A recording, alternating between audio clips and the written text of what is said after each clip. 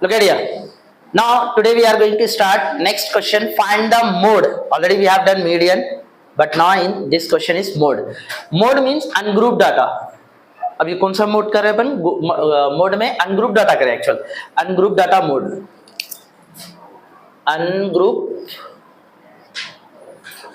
Ungroup data. Find the mode of 14, 25, 14, 28, 18, 17, 18, 14, 23, 22, 14, 18. ये already question में दे दिया आपको. All the observation is given and they are asking find the mode. Okay, तो but not mention in the ungroup data. But आपको observations को देख के अंदाजा लगा लेना है कि ये क्लास इंटरवल में नहीं दिया, जस्ट फ्रीक्वेंसी दिया. तो इस बेस पे आप इसको अनग्रुप डाटा समझ सकते हैं. Now given that already we have written all the values observations already given in that. So before direct अगर हम चाहे तो आंसर 14 therefore ऐसा बता सकते हैं answer. therefore mode is equal to 14.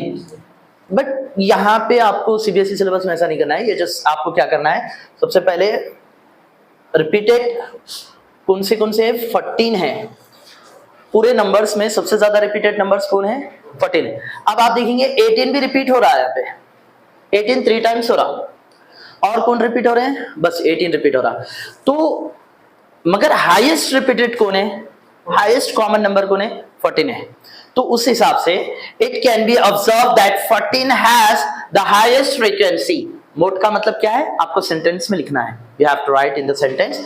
It can be observe that 14 has the highest frequency so that कितने बार रिपीट हो रहा वो? 4 times.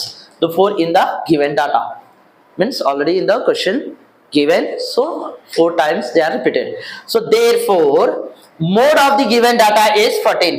यानी इसलिए हम उसको 14 लिखे. तो शायद तो हम ये ऑब्जेक्टिव में ऐसा फाइंड आउट कर सकते हैं direct, but in the subjective part में 1 marks हो या 2 marks या 4 marks you have to write in this like. Okay, any doubt? क्या है? ओनली मोड का मतलब क्या है? जस्ट मोस्ट रिपीटेड या हाईएस्ट फ्रीक्वेंसी, जो ज्यादा आपको फ्रीक्वेंसी में रिपीट हो. Got it? Right on fast.